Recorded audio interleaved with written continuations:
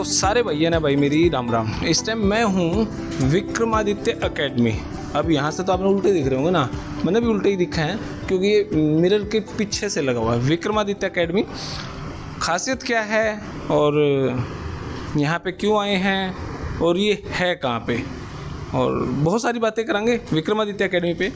ये सैनिक school, army school, RMS, RIMC इन सब चीज़ों की तैयारी करवाए हैं। और यहाँ पे बच्चे बैठे हैं और एक रूम दूसरा है और ऊपर फ्लोर है, ऊपर फ्लोर है, ऊपर फ्लोर है। पढ़ाई बहुत अच्छी है ऐसा कहना है। देखेंगे, टीचर से मिलेंगे, बच्चे से बात कराएंगे और सब कुछ माहौल जान कर ही बता पाऊंगी भी एकेडमी कैसी है। हमारे साथ मैम है। मैम नमस्कार। नमस्कार जी। मैम क्या नाम है आपका? जी मेरा नाम नितिका। आप इंग्लिश के टीचर हैं सर? बिल्कुल इंग्लिश के टीचर हैं। इंग्लिश तो बहुत मुश्किल है। देखिए, मुझे लगता है कि ये लोगों के दिमाग में बहुत ही गलत एक कॉन्सेप्ट है कि इंग्लिश मुश्किल है।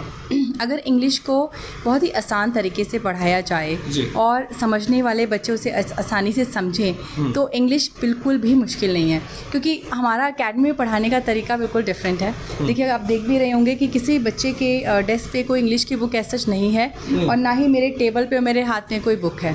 तो मैं ये जो इंग्लिश इनको पढ़ा रही हूँ बिल्कुल ही ईजीएस्ट कॉन्सेप्ट से पढ़ा रही हूँ, क्योंकि हम इस चीज़ में बिलीव नहीं करते कि हमें इंग्लिश की डेफिनेशंस आएँ। डेफिनेशंस नहीं, हम इन्हें लॉजिकल इंग्लिश सिखाते हैं कि इनको जो भी हम कॉन्सेप्ट समझा रहे हैं, चाहे वो अगर मैं 2-3 टॉपिक्स के नाम लेती हूँ, जैसे कि टेंसेस हैं या एडजेक्टिव्स हैं या प्रीपोजिशंस हैं या कुछ भी हैं, तो हम उनको एकदम प्रैक्टिकल एक्सपीरियंसेस के थ्रू, जो एग्जांपल्स हैं उनके थ्रू हम समझाते हैं।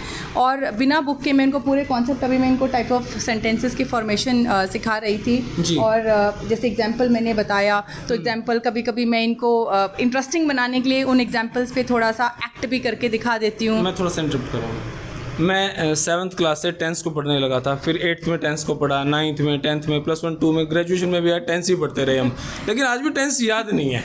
आप मुझसे पढ़ लीजिए, आपको आ जाएंगे।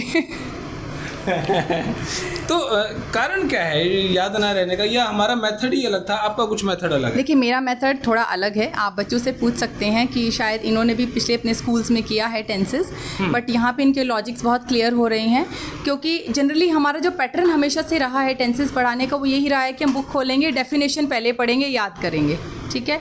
बट मेरा पैटर्न बिल्कुल बुकिश नहीं है।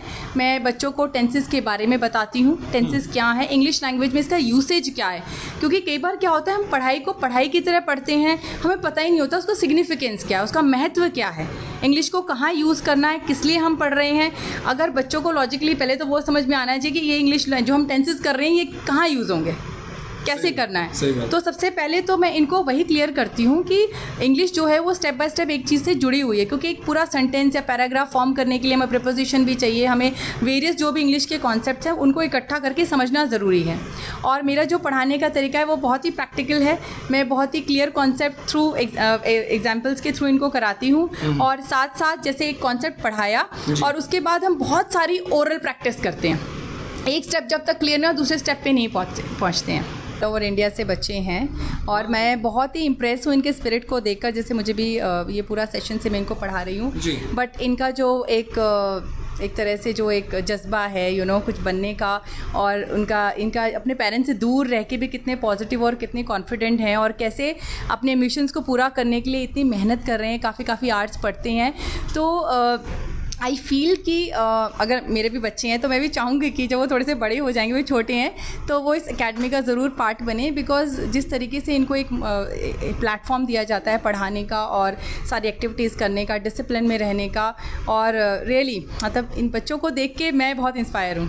मैम, ये बच्चे अपने घर छोड़ के यहाँ पे आ रहे हैं, दिन रात खाना पीना यहीं पे करते हैं, तो इनके माँ बाप ने तो इनको यहाँ पे पढ़ने के लिए छोड़ दिया, अब इनके लिए तो आप ही माँ बाप।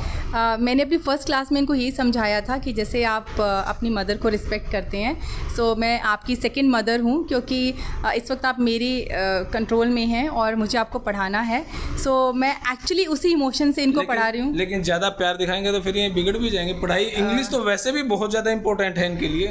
देखिए, वो एक बात ठीक है, क्योंकि जब क्लास चल रही है तो हमारा काम पढ़ाना होता है, बट उससे भी ऊपर मुझे लगता है कि हम ह्यूमंस हैं और बच्चे बहुत ही इनोसेंट और बहुत स्वीट होते हैं, तो एक्चुअली हम सिर्फ इनको पढ़ा भी नहीं रहे हैं, हम उनको एम्पावर भी कर रहे हैं। जैसे एक माँ होती है ना, अपने बच्चे को सिर्फ आते ही नहीं सिखाती, बट उसे हर मोड़ पे सिखाती है सही है, गलत है, और ये आपको करना है, ये सही है। विक्रमादित्य एकेडमी पे ये हमारा ज्ञानेंद्र छोटा भाई, इसका सिलेक्शन हुआ है RMS, राष्ट्रीय मिलिट्री स्कूल चैल सर, हिमाचल प्रदेश हिमाचल में जो स्कूल है राष्ट्रीय मिलिट्री स्कूल, उसमें एडमिशन हो गया आपका? Yes sir. तो यहाँ पे विक्रमादित्य एकेडमी कितने दिन आप पढ़े? Sir almost 1.5 years. 1.5 साल लगभग यहाँ पे आप पढ़े? Yes sir. तो पढ़ाने का तरीका क्या था इनका? सर टीचर्स जो होते हैं सर, वो ऐसा नहीं है, बच्चों को डाउट्स में ही छोड़ देते हैं सर। जब तक बच्चा सेटिस्फाइड नहीं है सर, वो बच्चों के साथ लगते हैं सर। जब तक उनका एक एक डाउट नहीं क्लियर होता तब तक सर उन्हें समझाते हैं, तब तक सर टीचर भी सेटिस्फाई नहीं होता है। और सर यहाँ पे 12 to 13 आवर्स यहाँ पे पढ़ाई होती है सर, प्रॉपर क्लासेस लगती हैं सर। और टीचर्स से हम सर डाउट पूछने का ऐसा कोई टाइम नहीं है सर, अगर रात में भी सर पूछें तो सर सब बताते हैं सर। रात को टीचर्स यहीं पे रुकते हैं? यस सर, यहीं पे रुक स्टे करते हैं, हॉस्टल है सर, प्रॉपर फैसिलिटीज़ है सर। अच्छा सर। तो जो मेल टीचर फीमेल टीचर सभी यहीं रुकते हैं? Yes sir. आप यहीं पे रुकते हैं मैडम? जी सर। नमस्कार मैम। तो आप सब्जेक्ट कौन सा पढ़ाते हो इनको? सर मैं मातृभाषा हिंदी पढ़ाती हूँ, हिंदी को टीच करती हूँ। अच्छा यहाँ पे, और इनको मतलब पूरा ओवरऑल भी देखती हूँ बच्चों को कि स्लीपिंग टाइम पे कर रहे हैं, लंच वगैरह, डिनर, किसी बच्चे को कोई प्रॉब्लम तो नहीं है। अब तो ये लड़कियों का भी हॉस्टल हो चुका है यहाँ पे? जी सर। है ना, इस सेशन से लड़कियाँ आ जाएंगी I think? Yes sir. English तो लड़कियों को लेके सिक्योरिटी का क्या मामला, किस तरीके से सोचा? अभी तक तो आपने लड़के यहाँ पे रखे थे, लड़कियाँ आ जाएंगी, दोनों पार्टीशन, उनको कैसे मैनेज करेंगे आप? उनके लिए अलग बिल्डिंग है ऊपर फ्लोर पे। कैमरे वैमरे सब हैं? यस सर, कैमरे सब हैं, और बेडिंग भी उनकी सिंगल है, और काफ़ी बड़ा स्पेस है ऊपर। बॉयज़ का अलग है, गर्ल्स का अलग है। इस तरह से पूरा पर्पस के हिसाब से सब ठीक है? बिल्कुल ठीक है। ओके, वो तो खैर हम देख भी लेंगे। वैसे मैं आपसे पहले पूछना ही चाहता था मैं। हाँ जी। तो ज्ञानेंद्र भाई, 12 घंटे आप यहाँ पे पढ़े। Yes sir. उस दौरान कभी तो ऐसा हुआ ही होगा ना, नेगेटिव होगा, पढ़ने का मन ही नहीं है, ऐसा हुआ? सर ऐसा हुआ है। तो सर उस टाइम पे टीचर का काम क्या होता है? सर मेरा पर्सनल एक्सपीरियंस शेयर करना चाहूँगा सर। सर मेरा सैनिक स्कूल में अभी सर 2-3 महीने पहले सर मेरा हुआ नहीं था सर। ओके। तो sir I was highly demotivated, but the teacher started motivating me and they started encouraging me to come here and work hard again and again. So I did that and I am here. And sir यहाँ से जितना भी sir मैंने अभी किया है sir, ये sir मेरी टीचर्स की वजह से हुआ है सर। उन्होंने मुझे सर मोटिवेट किया था दोबारा यहाँ करने के लिए। अगर सर उन्होंने मुझे दोबारा ना किया होता तो सर आज शायद मैं यहाँ ना होता सर। देखो, ये होता है सवाल कि भाई जब बालक पढ़ने लग रहा है और वो नेगेटिव हो जावा है, जब हम अपना काम करा तो हम खुद भी नेगेटिव हो जावा। ये तो बालक हैं भाई, और इनका नेगेटिव होना भी स्वाभाविक है। उस टाइम पे पेरेंट्स, टीचर्स, उनकी भूमिका क्या रहा है? तो हमारे यहाँ के करता धरता हमारे सर अभी दाएं बाएं कहीं हैं, मालाएं पहने खड़ा है। कितना स्मार्ट लग रहा है ये, बहुत, है ना? तो तुम भी माला पहनोगे ना, है ना? तो उसके लिए क्या करना पड़ेगा? सर मेहनत करनी पड़ेगी। इतनी माला पहनने के लिए कितनी मेहनत करनी पड़ेगी? सर बहुत ज़्यादा।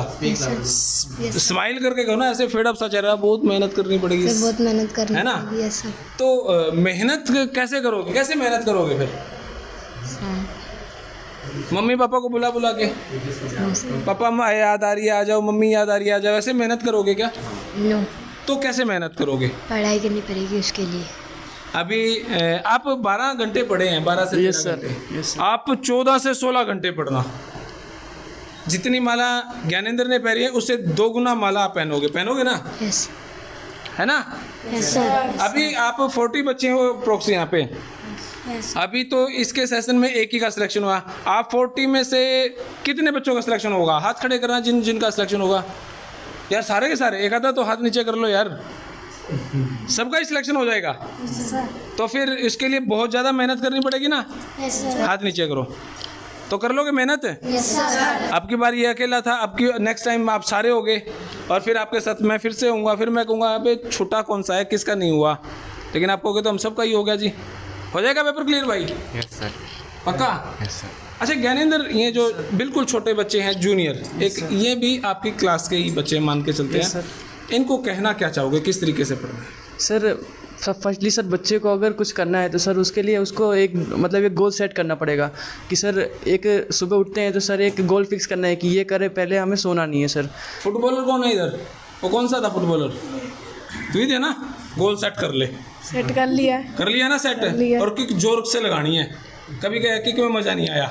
लगा दी। लगा दी ना? पक्का है? जी। यस सर, तो यही बताना था सर कि सर बच्चों को सर फर्स्टली सर मेहनत करनी पड़ती है सर, और सर बच्चों के साथ टीचर्स भी मेहनत करते हैं सर। और सर जो बच्चे हैं सर उनको सर अगर सर क्या कहते हैं पढ़ाई करनी है सर, तो उन्हें एक गोल में टारगेट सर एम करके उन्हें चलना होगा। बिना सर उसके मतलब पढ़ाई नहीं होती सर। जब तक उनका टारगेट कंप्लीट नहीं है सर, सोने का कोई मतलब ही नहीं बनता।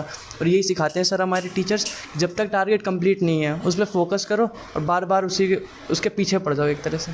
वेरी गुड, तालियां बजाओ। अरे बस। अच्छा, मैथ्स किसको अच्छा नहीं लगता? अरे कोई तो हाथ खड़ा कर लो। जब तो किसी का हाथ नीचे नहीं था, अब किसी का हाथ ये ऐसे करके हाथ गया ना ऊपर। और भी वेव्स निकाल ले इसमें। अच्छा, जीएस किसको अच्छा नहीं लगता?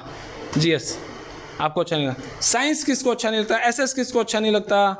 और कौन? इंग्लिश किसको अच्छा नहीं लगता? ओके, तो मैं आपको एक छोटा सा क्लू देता हूँ, छोटा सा पॉइंट, फिर वो सब्जेक्ट आपको आज से 3 दिन बाद अच्छा लगने लग जाएगा। जो भी सब्जेक्ट, भाई जितने मेरे वीडियो देखे हैं भाई, उनमें जो छोटे छोटे बच्चे हैं उनके लिए वीडियो, तो जो भी सब्जेक्ट आपको अच्छा ना लगे ना कभी भी, भाई मेरे को तो इस सब्जेक्ट से एलर्जी है, उस बुक को शाम को उठाओ, रात को जब सोते हैं, और उसको उठा के मुस्कुराओ। जैसे मुझे इंग्लिश अच्छा नहीं लगता, तो उस बुक को उठाया रात को, और उस बुक को खोलना नहीं है, बंद बंद। अच्छा, तू थी वो इंग्लिश जो मुझे पसंद नहीं है, कल से देखता हूँ तेरे को मैं, कल से नहीं अभी से देखता हूँ। और उसको कोई भी रेंडमली कोई भी पेज ओपन करना और उसको पढ़ना। इंग्लिश को पढ़ तो सकते ही हैं सभी, हिंदी नहीं होती कई बार, वो याद नहीं होती, ऐसा ही होता है ना। लेकिन उसको कहना तेरे को मैं अभी पढ़ के दिखाता हूँ, तो क्यों नहीं अच्छी लगेगी? स्माइल से मुस्कुरा के उसको कहना इंग्लिश को कि मेरे को तो तू इतनी अच्छी लग रही है। उसको खोल के 4-5 लाइन पढ़ देना और बंद करके कह देना अब पढ़ दिया ना तेरे को। 3 दिन ऐसा करोगे ना, जब आप 3 दिन याद नहीं करना है, सिर्फ पढ़ना ही है उसको याद नहीं करना है वो क्या लिख रखा था, सिर्फ पढ़ना है। 3 दिन के बाद चौथे दिन फिर आपको वो चीज़ याद होने लग जाएगी। लेकिन शर्त ये है, कभी भी 3 दिन आपने उसको नेगेटिव नहीं देखना है, सिर्फ उस बुक को देखना है और मुस्कुराना है। अच्छा, तू ही थी वो सब्जेक्ट जो मुझे पसंद नहीं थी। ठीक है, अभी जब मान लो अभी क्लास में बैठे हो, बैग है आपके पास और वो इंग्लिश की बुक दिखी बैग में, अच्छा तू ही थी, तेरे को मैं शाम को ही देखूंगा, अभी तो तू बैठी रहो इसमें। अच्छा, जब क्लास आ गई इंग्लिश की, तो फिर अच्छा अब तो आई गई, अब देखूंगा तू कैसे नहीं याद होगी। 3 दिन ऐसे प्रैक्टिस करनी है, चाहे वो हिंदी हो, चाहे वो मैथ हो, चाहे वो एसएस हो, जीएस हो, जो भी हो। 3 दिन के बाद वो आने लग जाएगी धीरे धीरे धीरे धीरे। फिर 5वें दिन आप कहना बता क्या मुश्किल था, दिमाग खा रखा था। ठीक है, तो वीडियो रोक दें अभी इतनी, तो एक भारत माता की जय का नारा लगा दें। जोर से लगाना थोड़ा सा, वैसे तो भूख लग रही है सबने, मैं मेरी बता रहा हूँ, मेरे को तो लगी रही है, खैर तो जोर से लगाना है। कैमरा देखने वालों को नहीं पता आपको भूख लगी हुई, आपको सिर्फ उनको नारा सुनना चाहिए। ठीक है, भारत माता की। मजा नहीं आया यार, थोड़ा सा जय में कम था। भारत माता की ना, पंखा हिला नहीं तुम्हारा। लास्ट टाइम और पूरे जोर से, भारत माता की। पर्दा हिल गया। चलो ठीक है, फिर बहुत बहुत धन्यवाद आपका, thank you, bye, see you.